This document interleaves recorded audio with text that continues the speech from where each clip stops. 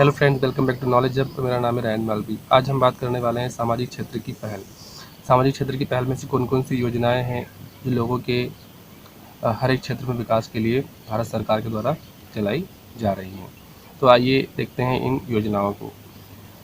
आज हमारी पहली जो योजना है जिसके बारे में हम चर्चा करेंगे वो है बेटी बचाओ बेटी पढ़ाओ योजना। आपने इस योजना के बारे में सुना भी होगा। यदि हम बेटी बचाओ और बेटी पढ़ाओ योजना की बात करें तो यह योजना 22 जनवरी 2015 को भारत के प्रधानमंत्री श्री नरेंद्र मोदी द्वारा पानीपत हरियाणा से क्या हुई थी, स्टार्ट हुई थी। ठीक है ना।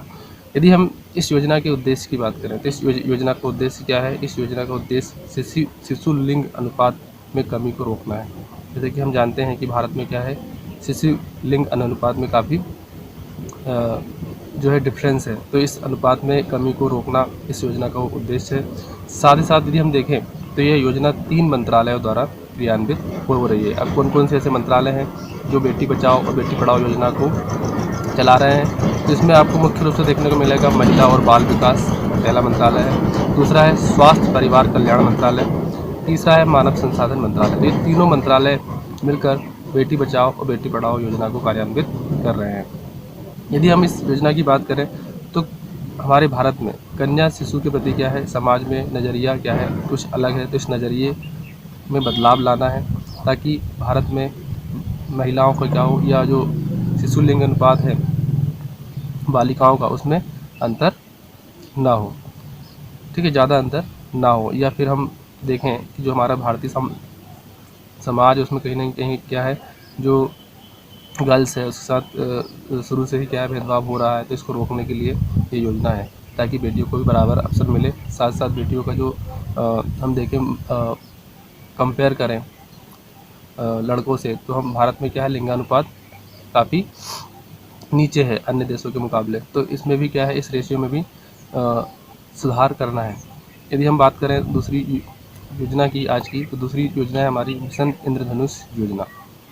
मिशन इंद्रधनुष योजना की हम बात करें तो यह योजना 25 दिसंबर 2014 को लॉन्च की गई थी। किसके द्वारा? तो उस समय के हेल्थ मिनिस्टर JP नड्डा के द्वारा यह योजना लॉन्च की गई थी। अब इस योजना के लक्ष्य की हम बात करें, मिशन इंद्रधनुष योजना का लक्ष्य क्या है। तो मिशन इंद्रधनुष योजना का लक्ष्य है कि 2 साल तक के बच्चों और गर्भवती महिलाओं का टीकाकरण करना है। ठीक है ना, 2 साल तक के बच्चों और महिलाओं का टीकाकरण करना इस मिशन इंद्रधनुष के अंतर्गत आता है। ठीक है, अब हम मूव करते हैं हमारी थर्ड योजना पर। यदि हमारी थर्ड योजना की बात करें तो ये थर्ड योजना है national biofuel policy 2018। National biofuel policy 2018 की बात करें तो कब आई थी, 2018 में ही आई थी, और इसे केंद्रीय मंत्रिमंडल की समिति ने मंजूरी दी थी। ठीक है ना। इस नीति में क्या होता है कि इस नीति में राष्ट्रीय जैव ईंधन समन्वय समिति की मंजूरी से इथेनॉल उत्पादन के लिए पेट्रोल के साथ उसे मिलाने के लिए अतिरिक्त अनाजों के इस्तेमाल की अनुमति दी गई। अब इससे क्या होगा, इससे पर्यावरण जो प्रदूषण हो रहा है उसमें कमी आएगी। साथ ही साथ किसानों की आय बढ़ेगी, क्योंकि जब जैव ईंधन बायोफ्यूल जब आएगा तो इससे कहीं ना कहीं जो अनाज है ना, या फिर जो वेस्ट मटेरियल है उनकी आवश्यकता पड़ेगी, तो किसानों को भी फ़ायदा होगा। ठीक है, और देश की अतिरिक्त आय होगी। ठीक है, तो इस प्रकार से इससे हमें कई प्रकार के फ़ायदे होंगे नेशनल बायोफ्यूल पॉलिसी 2018 से। इसमें क्या क्या चीज़ ध्यान रखनी है, 2018 में आई है, केंद्रीय मंडल की समिति ने इसको मंजूरी दी थी। ठीक है, अब हम नेक्स्ट बात करें, फोर्थ है दीनदयाल उपाध्याय ग्राम ज्योति योजना। यदि हम दीनदयाल उपाध्याय ग्राम ज्योति योजना की बात करें तो ये 25 जुलाई 2015 को आई थी, और इसे भारत के प्रधानमंत्री श्री नरेंद्र मोदी ने पटना में लॉन्च किया था। कहाँ पे? पटना, बिहार पटना में इसको लॉन्च किया था। अब इस योजना की हम बात करें तो इसके उद्देश्य क्या क्या है। इस योजना का उद्देश्य पूरे ग्रामीण भारत को निरंतर बिजली की आपूर्ति देना 24/7। ठीक है, यह योजना विद्युत मंत्रालय के प्रमुख कार्यक्रमों में से एक है। ठीक है ना। तो इसमें मुख्य बात क्या है कि ये दीनदयाल उपाध्याय ग्राम ज्योति योजना की मुख्य बात यह है कि 25 जुलाई 2015 को भारत के प्रधानमंत्री श्री नरेंद्र मोदी ने पटना में इसको लॉन्च किया था, और इसका उद्देश्य क्या है, पूरे ग्रामीण भारत को निरंतर बिजली की आपूर्ति करना है। ठीक है, और यह योजना विद्युत मंत्रालय के द्वारा चलाई जा रही है। नेक्स्ट हम योजना की बात करें, दीनदयाल उपाध्याय ग्रामीण कौशल योजना। दीनदयाल उपाध्याय ग्रामीण कौशल योजना की हम बात करें तो 25 सितंबर 2014 को लॉन्च की गई थी। किसने की थी? तो केंद्रीय मंत्री नितिन गडकरी ने की थी। ठीक है, केंद्रीय मंत्री नितिन गडकरी ने। इसका उद्देश्य क्या है? ग्रामीण दीनदयाल उपाध्याय ग्रामीण कौशल योजना का।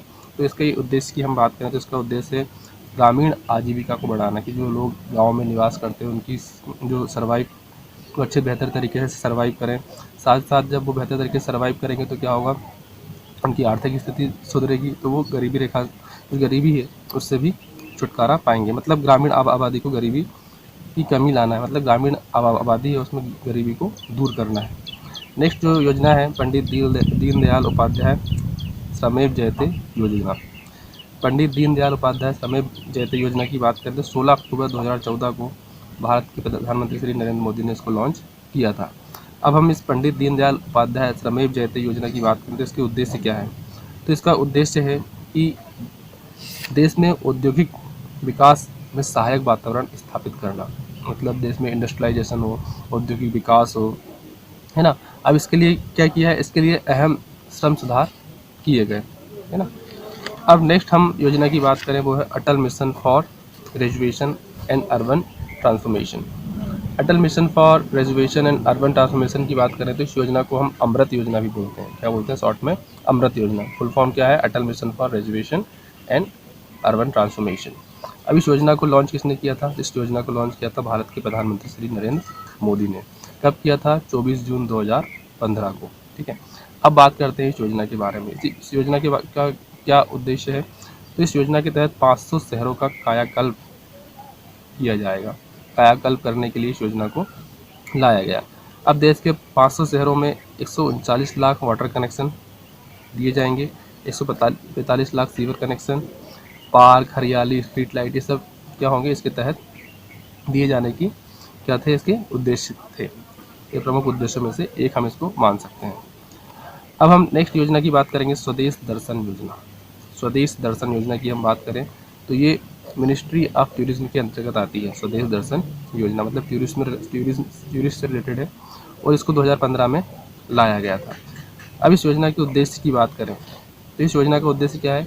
योजनाबद्ध और प्राथमिकता वाले तरीके से पर्यटक क्षमता वाले सर्किट को विकसित करना, मतलब ऐसे सर्किट जहाँ पर पर्यटक आते हों वहाँ पर सर्किट को डेवलप करना योजनाबद्ध तरीके से, प्रायोरिटी के आधार पर। ठीक है, क्षेत्रों में आजीविका बढ़ाने के लिए, मतलब क्या होगा जब पर्यटक आएंगे तो वहाँ पर आजीविका बढ़ेगी, है ना। तो आजीविका बढ़ेगी तो क्या होगा? लोगों के पास आय के स्रोत आएंगे। और इसके और उद्देश्य की बात करें, सांस्कृतिक और विरासत के मूल्य को बढ़ावा देने के लिए, भारत की संस्कृति को लोग जानें, विरासत को लोग जानें, उनके मूल्यों को बढ़ावा देने के लिए भी स्वदेश दर्शन योजना लाई गई। रोजगार उत्पादन करने के लिए भी, आर्थिक विकास करने के लिए भी क्या है? स्वदेश दर्शन योजना लाई गई। नेक्स्ट हम योजना की बात करें प्रधानमंत्री भारतीय जन औषधि परियोजना। क्या है? प्रधानमंत्री भारतीय जन औषधि परियोजना। तो इस योजना की हम बात करें तो ये योजना आई थी 1 जुलाई 2015 को, 1 जुलाई 2015 को, और इसको लाया गया था भारत के प्रधानमंत्री श्री नरेंद्र मोदी के द्वारा, या भारत के प्रधानमंत्री श्री नरेंद्र मोदी ने इस योजना को लॉन्च किया था। अब इस योजना के पर्पस या उद्देश्य की हम बात करें, क्या उद्देश्य था इस योजना के तहत? तो इस योजना का उद्देश्य है जो लोग महंगी दवाई नहीं खरीद पाते या महंगी दवाई खरीदने में असमर्थ हैं उन लोगों के लिए ये भारतीय औषधि परियोजना लाई गई, प्रधानमंत्री भारतीय औषधि परियोजना। साथ ही साथ ऐसे गरीब लोग जो गरीब तो हैं, साथ साथ कुछ ऐसे लोग भी हैं जो मध्यम वर्गीय परिवार के हैं, वो लोग भी क्या होते हैं? महंगी दवाई को नहीं खरीद पाते। तो ऐसे लोग जो गरीब हैं या मध्यम वर्गीय परिवार के हैं, वो लोग दवाई का खर्चा नहीं उठा पाते, उन लोगों के लिए भी क्या है? प्रधानमंत्री भारतीय औषधि परियोजना लाई गई। तो आज के इस वीडियो में हमने कई परियोजनाओं को समझा, है ना। तो आई होप आप लोगों को ये योजनाएं समझ में आई होंगी। वीडियो अच्छा लगे तो लाइक करें, चैनल को सब्सक्राइब करें और बेल आइकन पर क्लिक करें ताकि आपको लेटेस्ट वीडियो की नोटिफिकेशन मिलते रहें। इसके अलावा हमने और भी कई सोशल सेक्टर और सामाजिक क्षेत्र की पहल के अंतर्गत कई योजनाओं के वीडियोस हमने पहले बना चुके हैं और वीडियोस को भी आप देख सकते हैं। आपको इस चैनल पर सारे यूपीएससी प्रीलिम्स के वीडियोस देखने को मिल जाएंगे। तो यूपीएससी की लिस्ट में जाकर आप सारे वीडियोस को चेक कर सकते हैं। इसमें आपको यूपीएससी हिस्ट्री, जियोग्राफी, पॉलिटी, है ना, इसके अलावा हिंदी के वीडियोस भी आपको देखने को मिल जाएंगे।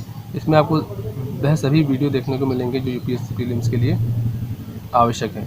यदि आपको ऐसा लगता है कोई टॉपिक जो कि यूपीएससी प्रीलिम्स के लिए इम्पोर्टेंट है तो उस टॉपिक को आप कमेंट बॉक्स में लिखकर बता सकते हैं, उस पर भी वीडियो हम बनाएंगे। ठीक है, तो आज के इस वीडियो में इतना ही। Thank you for watching.